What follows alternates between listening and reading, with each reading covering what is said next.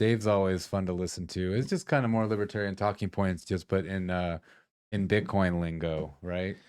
Yeah, I like what Dave said here because, well, we can play it, but basically he's making, he's making a point that when you look at all the things that are wrong in society, right? And you follow the trail of where it originated, where the corruption originated, it always leads back to the money. Yeah, Yeah. yeah.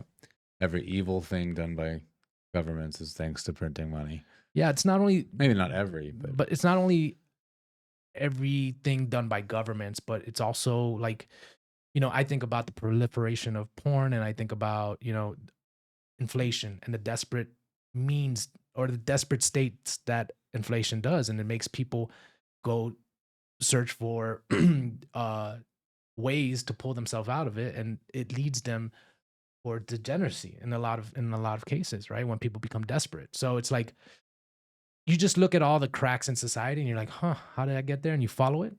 Money supply. all right, let's watch this.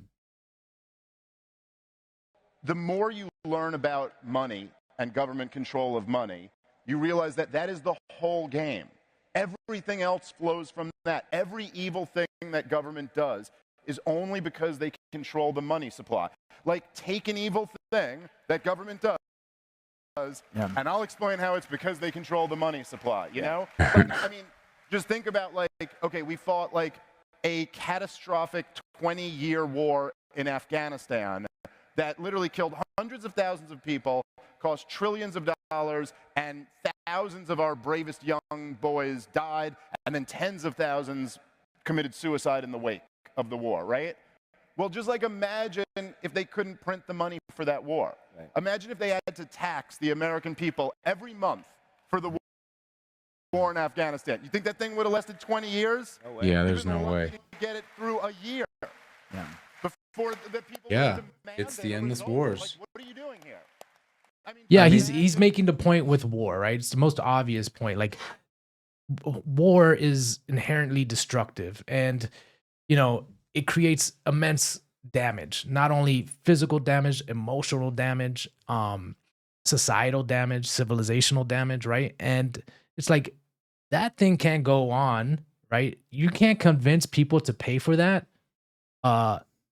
Beyond a certain point, right? Yeah, well, I mean, it's the distinction is endless wars, right? And Saifedean makes this point in the Bitcoin Standard is like World War I lasted so long because they started printing money to fund it. Mhm. It had no real purpose, aside from just a bunch of royalty deciding to fight, for land and letting the commoners die. And, the stories of the French and the Germans playing soccer on Christmas together, because they didn't even know why they were fighting.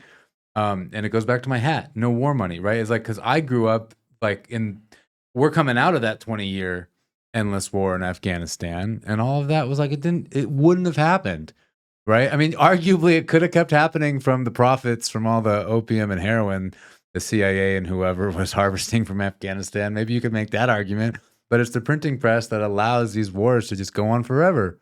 Ukraine, Israel, whatever it is, it's going to keep destroying the world thanks to fiat. Yeah, and again, if you just look at all the places and where there are cracks in the societal infrastructure, I can't talk today. You follow it back. It's because of the money, some type of corruption within the money. Even like you think about the channels in which money flows, right? Like all these grants and all these initiatives that they create through Congress, right? And some of them are actually really destructive. Some of them are ridiculous. And it's like that would have never gotten funded if it wasn't for the printing press, right? And so it's that too. It's like, fix the money, fix the world. He also talks about that in the Bitcoin Standard, how before like the printing, before 1973 or whatever, before that, like politicians actually had to campaign on what they were going to do with the budget. Yeah. Like, here's how much money we got. Here's what we're going to do with it. And that was part of your vote. It's like, oh, that would be a good use. No, that's a waste of money. Now it's just like, who cares? We can just spend everywhere, do whatever. Yeah. And all of it, most of it just causes more harm than good. And then there's no accountability. And this is the thing I don't like about, two-party politics in the United States, right? Because it's like the politicians always just divert the blame to the other party, right? When things go wrong. So it's like, give me all this money. I'm going to do all of this stuff. I'm going to do this. And when things blow up, it's like, it's those people's fault. It's the Republicans' fault. It's the Democrats' fault. And it's like, and people buy it, they swallow it up because it's like two-party politics. It's like it provides avenues for politicians to escape accountability and blame, and by creating division, hostility, hatred among Americans. But it's even worse in one-party states, like in California, right? That's a one-party state. It doesn't matter who you vote for; it's going to be blue. Think about what's happened there. The billions of dollars that went into the homelessness crisis and all of that, and all of it disappeared, and homelessness is worse. Like, and no one stops to ask questions, and no one is going to vote the other way. No one's even looking at it. It's crazy.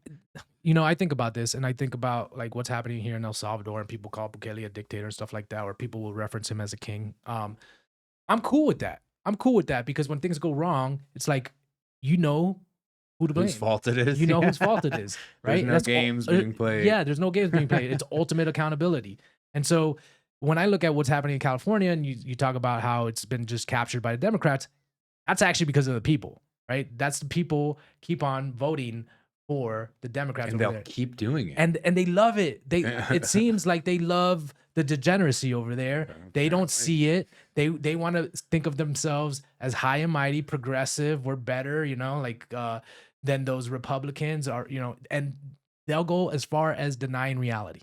Yeah, but in all fairness, a lot of California is geographically, it's way more red and way more logical. It's just the cities have so many people, and they're all the Democrat. Not to say voting for one is better than the other. God forbid. I'm just saying, like, there are people with. I don't want to talk shit about Californians, is what I mean. There are some. No, smart, yeah. So critical thinking people there. But that's the problem I see with basic government when it's a large geographical region, right? And it's the same thing what I have a problem with the federal government right now, because it's like you got Washington D.C. creating rules for people across a vast body of land, right, with all types of different geographic regions, and have their own their own ecosystems in a way. And it's like, how are these people going to make decisions for all of America? Yeah, different values, different interests. Look at California. It could be like 3 or 4 different countries. Yeah. Like with countries, not even states, with their own economies. Like Southern California can be entertainment, Northern California, or even just the Bay Area could be tech. Central California is farmland. Yeah. And all of those are huge economies with different value systems, different people with different culture, everything. Yeah. Like in a lot of ways, like this, I think the way we think about democracy, or the way we govern ourselves in the United States, is antiquated. It doesn't make sense. Like, why are you going to have representatives that don't actually represent you, don't represent your interests, right? And it's like, why give into that system? Again, I'm a fan of the idea of decentralized city states. It's like, where your politicians, or whoever, whatever you want to call them, your leaders, they're accountable. Like, you know where they live.